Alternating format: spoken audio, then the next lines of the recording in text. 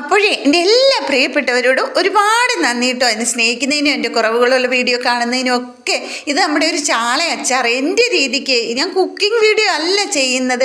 എനിക്ക് കാര്യമായിട്ട് പറയാനൊന്നും അറിയില്ല. അപ്പോൾ കുറച്ച് ചാള 100 രൂപയ്ക്ക് അധികം കിട്ടി. അപ്പം ഞാനത് കഴുകി മുളകും മഞ്ഞളും ഉപ്പും പുരട്ടി വെച്ചേക്കാണ്. അപ്പോൾ ഇഞ്ചി പേസ്റ്റ്, ഇഞ്ചിയും വെളുത്തുള്ളി അരച്ച് വെക്കുക. ഈസിയാണ് മീനൊക്കെ അച്ചാറിടാൻ. പക്ഷേ ഒരു അച്ചാറിട്ട് കഴിഞ്ഞാൽ വേഗം തീരും. അല്ലെങ്കിൽ പുറത്തൊക്കെ ജോലിക്കുള്ളവർക്ക് കൊടുത്തു വിടാം. അതിനൊക്കെ നല്ലത്. അല്ലെങ്കിൽ കറി വെച്ച് കൂട്ടുക, പീര പറ്റിച്ച് കൂട്ടുക, തോരനൊക്കെ വെക്കില്ലേ, അതൊക്കെയാണ് നല്ലത്. ഇങ്ങനെ ചെയ്തത് ഞാൻ പിന്നെ കുഞ്ഞുങ്ങൾക്ക് ഇഷ്ടമായതുകൊണ്ട് അപ്പോൾ അത് വറുത്ത് കോരി വെക്കണം കേട്ടോ. ഒരു 1-2 മണിക്കൂർ മഞ്ഞളും ഉപ്പും ഇട്ട് ഇളക്കി മാറ്റി വെച്ചിട്ട് വറുത്ത് കോരി വെക്കണം. പിന്നെ ആ എണ്ണയിൽ തന്നെ വേണമെങ്കിൽ സ്വല്പം കൂടി എണ്ണ ഒഴിച്ച് ആ എണ്ണയിൽ തന്നെ മുളക് പൊടിയും മല്ലിപ്പൊടി വേണ്ട, മുളക് പൊടിയും വിനാഗിരി ഒഴിക്കണം. കാരണം മീൻ പുളി വേണമല്ലോ.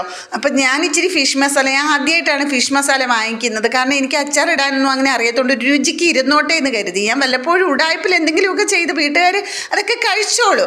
അപ്പോൾ ഇതൊരു ഇങ്ങനെ ചെയ്താൽ നല്ല ടേസ്റ്റാണ്. ഇത് തന്നെയാണ് കാണേണ്ടതെന്ന് ഞാൻ പറയില്ല. നല്ല ഒരുപാട് റെസിപ്പീസിൻ്റെയൊക്കെ ഉണ്ട്. എങ്കിലും നിങ്ങളോട് എനിക്ക് കാര്യം പറയാൻ വേണ്ടിയിട്ട് വീഡിയോ എടുക്കുന്നതാണ് ഞാൻ. നിങ്ങളോട് കുഞ്ഞു കുഞ്ഞു കാര്യം, എനിക്ക് വേറെ ആരുമില്ല സംസാരിക്കാനോ അല്ലെങ്കിൽ അത് കേൾക്കാനോ. കോന്നിയമ്മ വരുമ്പോഴേ ഉള്ളൂ കാര്യം പറച്ചിലും കേൾക്കലും. ഞാനും കോന്നിയമ്മയും മാത്രമുള്ള ഒരു ലോകത്തുനിന്ന് ഇവിടെ വന്നപ്പോഴും അമ്മച്ചി ഉണ്ടായിരുന്നു. 10 വർഷമെങ്കിലും പ്രായമായി വയ്യാതെ കിടന്നൊരു അമ്മച്ചിയായിരുന്നു. പിന്നെ കുഞ്ഞു മക്കളാണ്. പിന്നെ ഞാൻ ജോലിക്ക് പോയി, അങ്ങനത്തെ തിരക്ക്. പിന്നെ അമ്മച്ചിക്കൊക്കെ വയ്യാതായി, കുഞ്ഞുങ്ങളെയൊക്കെ ആയപ്പോഴാണ് ജോലിക്ക് പോവാതായത്.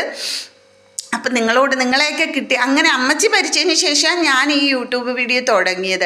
അപ്പോൾ ഒരുപാട് സന്തോഷമുണ്ട് എനിക്കതിൽ. കാരണം ടൈം വെറുതെ കളയല്ല. അല്ലെങ്കിൽ നമുക്ക് ടൈം കിട്ടത്തില്ല എന്നുള്ളത് കാര്യമാണ്. പക്ഷെ നമുക്ക് വേറെ ചിന്തകളൊന്നും വരത്തില്ല നമ്മുടെ മനസ്സിൽ. വേറെ ചിന്തകളെന്ന് വെച്ചാൽ മറ്റുള്ളവരെ കുറിച്ച് ചിന്തിക്കാതിരിക്കലൊന്നുമില്ല. അത് ചിന്തിക്കും, നമുക്ക് വേണ്ടപ്പെട്ടവരെ കുറിച്ച്, അവർക്ക് വേണ്ടിയിട്ടെല്ലാം നമ്മുടെ മനസ്സിൽ ഇടമുണ്ട്. പക്ഷെ വേറെ തെറ്റേ ഒരു ചിന്തകളോ അശുദ്ധ ചിന്തകളോ അല്ലെങ്കിൽ വേറെ ഒന്നും നമുക്ക് വരില്ല. നമുക്ക് എന്ത് ചെയ്യണം, അടുത്ത എന്ത് കാര്യങ്ങൾ ചെയ്യണം, അങ്ങനെയൊക്കെ നമ്മൾ ആലോചിച്ചിരിക്കും.